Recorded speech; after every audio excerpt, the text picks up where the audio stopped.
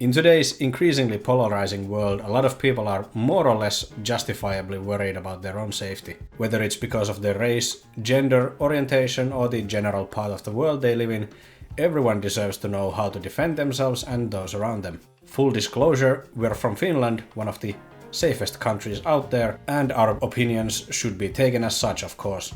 But as Finnish people with a combined 2 decades of martial arts and combat sports experience, we can tell you that just saying "get a gun" isn't an option for most people around the world. Now, since guns aren't an option in a lot of countries, what can you do? Well, you can train martial arts, of course. Unfortunately, no matter what some people claim, there is no such thing as martial art for weaker or smaller people. What works for us small guys and gals works even better for stronger and larger people. But what I'm going to talk about today is what you can do as a weaker person to make sure you're getting the most out of your martial arts or combat sports training when it comes to personal safety, even if you're not personally interested in martial arts or combat sports. There's 3 things to consider: choosing a style to train, bettering yourself physically, and weaponizing yourself. Become a weapon. Destroy your enemies. What should you train as a smaller person? Probably the same thing you should be training as a bigger person as well. Generally, some type of striking art combined with a grappling style. For striking art, I suggest some type of kickboxing, for example Dutch, Muay Thai or Savate. Or boxing. The curve of functionality in relation to training time is pretty steep in these ones. You get functional enough for most people in a fairly short time. You learn the basic techniques fairly quickly, and after that it's a lot of partner drills and focusing on combos and fight IQ. With these you gotta remember that most of the time you're training with hand wraps and gloves, and you might want to punch the mitts and heavy bag barehanded every now and then. Not super hard, but just to make sure you actually know how to punch without gloves. There's also a lot of different ways to punch. You can punch with the palm of your hand, with a lot of self-defense coaches have told me, so you don't accidentally break your knuckles. Yeah, the way you punch changes, for example, the length of your strikes. If you have, like, say 14-ounce gloves and you hit the heavy bag, you're gonna get 10 centimeters more range to your strikes than if you were punching with the palm.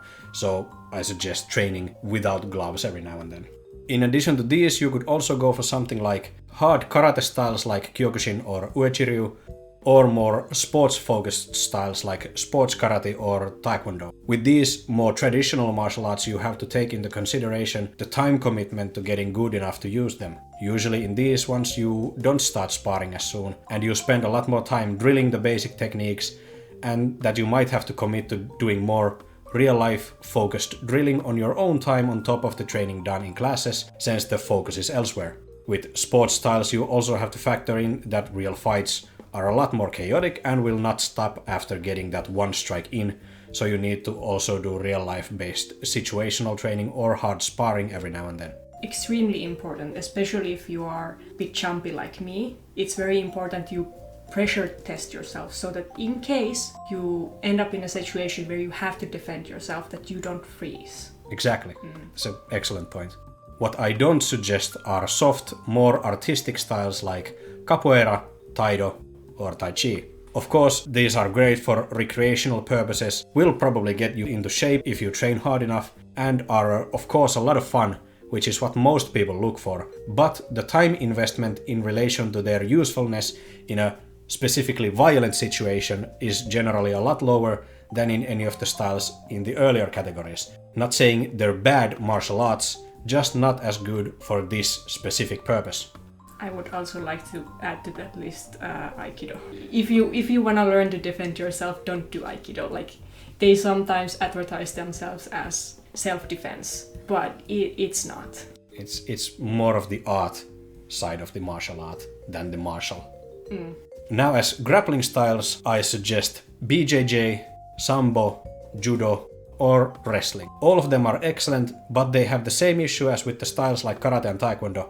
You need to sink in a lot more hours into these than you do into boxing or kickboxing in order to be useful. But when you're in the stage where you actually know how to use grappling techniques, you're way ahead of most strikers. Yes, I have definitely gotten an upper hand, let's say in kickboxing or Muay Thai, where you can grapple a little and you understand the basics of grappling.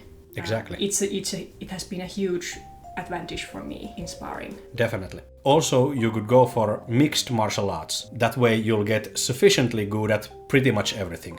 With MMA gyms, I understand that culture might be a bit of a deterrent for some people. It's still a very traditionally macho form of sport, which might make some women and queer folk shy away from giving it a shot. But if you find a gym that treats people like, people, then I suggest also giving MMA a chance. Both with the striking and grappling styles, the most important thing is that by practicing them, you also learn how to defend against the same thing. Most of you don't need to know how to suplex a man, but everyone will benefit from knowing how to defend against punches, manage your distance, grip fight, and get out of various holds. And on top of all of that, the importance of pressure testing your abilities cannot be overstated, exactly like you said before. Yes. I would also very much suggest self-defense courses. They themselves alone probably will not be enough, but they give you, if it's a good self-defense class, they will give you good lessons specific for survival in real survival situations. That's a very good point. Yeah, so for example, I had a self-defense class where they combined Defendo and Krav Maga, and they taught us like how to keep yourself situationally aware when you are in a stressful situation.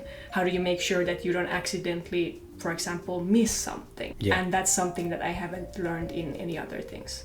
So I would say self-defense classes are good, but they're not enough.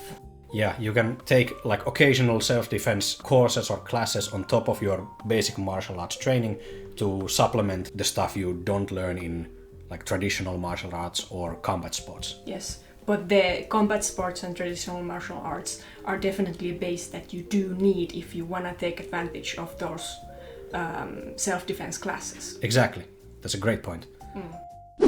Now that we have chosen a style, we have to start bettering ourselves physically. On top of your martial arts training, I suggest some type of resistance and conditioning training to pretty much everyone. Let's say you're either a small woman or a twink guy and you prefer staying small and quote-unquote cute. That doesn't mean you don't benefit from strength training. Resistance training doesn't have to be heavy bench press and squatting hundreds of kilograms to get sick chest and huge thighs, although to me that is pretty tempting idea. You can start small with going to the gym occasionally, get into aerobics class with a friend, or get weights or resistance bands to your home and work out from there. Remember that you don't need to be in shape to go to the gym. That's a mistake I made when I was younger. And also there's different types of resistance training. If you want to stay small and quote cute, you can do resistance training to specifically get stronger instead of getting mass. Exactly. There's a different way that you train if you want to get stronger versus that you want to get muscle mass. Exactly. It's different. Resistance training will, on top of giving you strength and a healthier heart, make you mentally more fortified. Pushing yourself in the gym even when it's hard and you'd rather quit will help with both excelling in the earlier chosen martial art or combat sport as it does in actual threatening situation. Making yourself physically more conditioned will deter possible ne'er-do-wells, since most people who want to start trouble out there are people who'd rather pick on weaker, more insecure seeming people. On top of that, doing some sort of conditioning like running, biking, swimming or rowing will be immense advantage in surviving whatever sparring or drilling your chosen martial art throws at you, and make you less likely to quit due to perceiving the martial art training itself as too hard, as well as of course give you the stamina to get out of possible violent encounters. The last part is weaponizing yourself. As it is with both martial arts and gym, getting good takes time. In the meantime, there are possible weapons, even in such a safe country as Finland, that you can arm yourself and train with to maximize the usefulness of your martial art. Let me emphasize this, you can't just pick up a weapon, stuff it in your pocket or backpack and call it a day. You have to train with it too. Because when you are in a very stressful situation, you start to forget stuff. So if you haven't trained to use a weapon and you panic, you may not even remember that you have a weapon in the moment. Yeah, in a stressful situation you lose. The first thing you lose is your fine motor control. and you start going for big rudimentary moves that you get straight out of your spine. One weapon that a lot of, especially women, have on hand already is a handbag. It's already with you, ready to be deployed, gives you extended range, and will give you a solid whack if filled with heavy enough stuff. Don't fill it with a brick though, that's going to seem like a premeditated plan of using it. then it just makes it a pure weapon. Maybe like a book or something. There's also stuff like pocket knives or a straight up stick. Unfortunately with these you can't bring a pocket knife everywhere you go, and with the stick there's the possibility of your opponent wrenching it out of your hand and now they have a stick, especially if they're a bigger person. On top of these, the number one weapon I suggest is a flashlight. It's legal pretty much everywhere in the world, and it's easy to carry without anyone wondering why you have a flashlight. Flashlights will give a good deterring crack on impact. It doesn't change the way you punch all that significantly, so it can be easily incorporated into any martial art, plus it has the blinding debuff against your opponent. Of course, you need to know how to throw hands even without the weapon, but after learning the basics, you can use either one of these weapons pretty easily in addition to your unarmed martial arts. They'll be useful even if you drop your fight training due to life circumstances or just lack of interest. Having that basis will help immensely with using a weapon for self-defense. 100%. Even better than either of these weapons is a friend. Friendship is magic. Having a buddy who possibly also trains some sort of martial art or even a group of people is always better than going alone. Even something starting off as just a verbal argument can turn into a one-on-one altercation, which can escalate into a bigger group brawl, so it's good to have a reliable friend at your side. And if you're that one friend who knows how to defend yourself, you can also teach your friends and motivate them to get into martial arts or join a gym. So the best case for self-defense is a personal army of girlies who all do wrestling and kickboxing and have flashlights and handbags. Now I wanna be in that friend group. Now I'm gonna be a girly. I'm gonna be a Girlypop and fuck shit up. I guess my point with this video is that everyone can benefit from training martial arts and working to better themselves physically and mentally. The world isn't kind, but you can be. And if you're in a position where you don't have to fear for yourself, you can also help those around you to be safer, and they in turn will help those around them. The cumulative effect of people protecting, teaching and helping each other will make everyone safer and happier.